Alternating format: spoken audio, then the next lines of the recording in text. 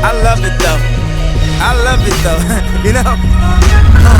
When the sun goes down, it's the magic hour. The magic hour. Hey guys, I'm here at McDonald's doing the magic hour, answering questions, eating food, and getting fat.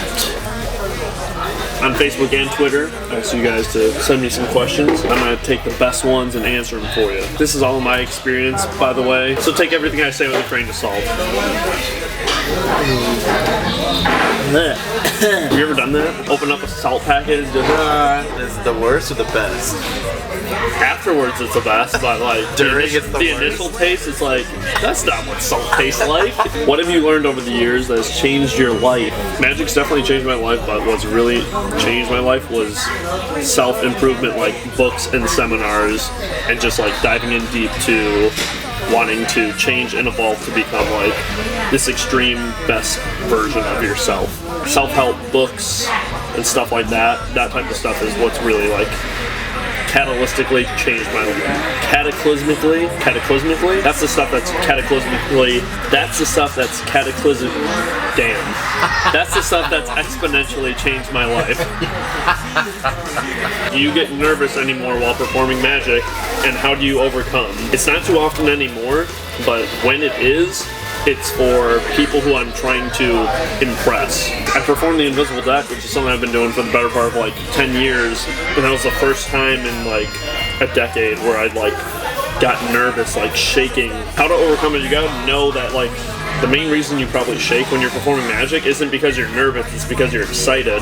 There's a lot of things that are going on. You just gotta know that every performer in every aspect of any industry goes through that. Anyone who gets up on a stage, if you're gonna be in this industry, that's something you're just gonna have to like get used to and like suck it up. What gave you the confidence to perform in front of random people? Performing in front of random people. That's what gives you the confidence. You have to fake it in order to make it. You have to fake it to make it. There's no magic pill that you can take to just like be confident. You just have to act and pretend like you're confident, and then it transforms into you actually being confident. Do you just go up to people and ask if you can show them something, or do you talk to them a bit before doing a trick? You'd be surprised what works. More oftentimes what I do now is I'll go to parties and I'll try to introduce myself to everyone's name. I'll stop people in the middle of the conversation at parties. Like, people will respect you if you do this. Go up to them and you say, hey you guys, I don't mean to interrupt. I'm just going around introducing myself to everyone, trying to get everyone's name. I'm Evan. Remember their names. If you can remember everyone's party at a name, like 40 plus people, when I say hi and bye to them, introduce myself, let them get back to their conversation, be polite, respectful. I go on my phone and I write down their names and a like really brief description of like what they were wearing, what they looked like, how their hairstyle was, something distinguishable, so I can look back in the phone and be like, oh yeah, that's who that person is. So later when I'm talking to them, I can use their name in conversation because everyone likes the sound of their own name, and no one remembers names anyway, so if you can remember someone's names, they'll automatically like you so much more than majority of the other strangers that they don't even know at the party. This is when it gets important. Let them talk about themselves. Be like, oh, what's important to you guys? What do you guys like to do for fun? Where are you guys from originally? Where do you guys live? All that.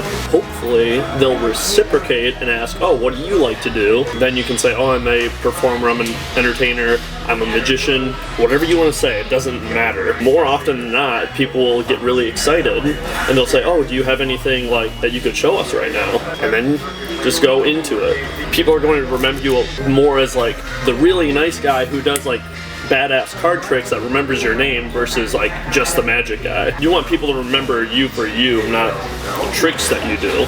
The championship doesn't make the man. The man makes the championship. The tricks don't make the magicians make the magic. Does that make sense?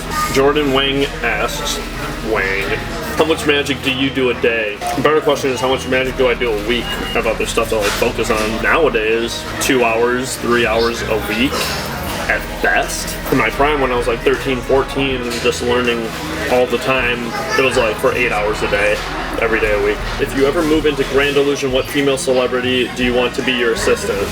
I think everyone in the comments can answer that for me. This guy must be new. Knockout asks if you could perfect one sleight and be the best in the world at it, which one would you choose? Probably the pass. If I could be the best in the world at the pass, I think that's the number one most critical slight that every aspiring magician needs to learn. Number one, you could be the best in the world at that. You're on a good path, my friend. This is gonna be a really harsh answer from me. What do you do when someone goes home after you show them a trick and finds out how it works, then tells people?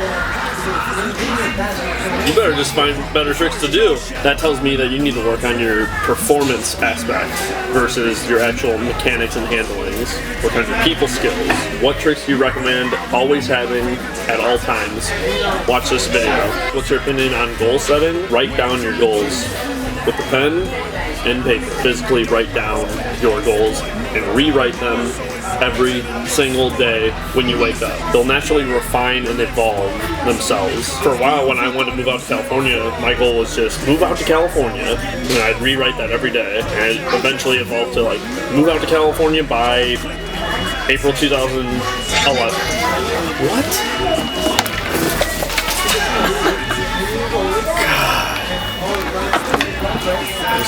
I'm such an idiot. No, Dude, I'm so glad I wasn't laying down anymore. I would have been so mad. I'll get napkins. So I actually just got kicked out. I'm banned from McDonald's for making such a scene, and they don't want anyone filming in there, I guess. Bad representation. See?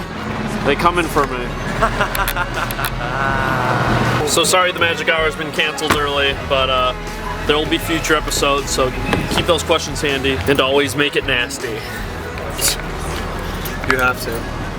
You have to make it nasty. If you don't, you're losing.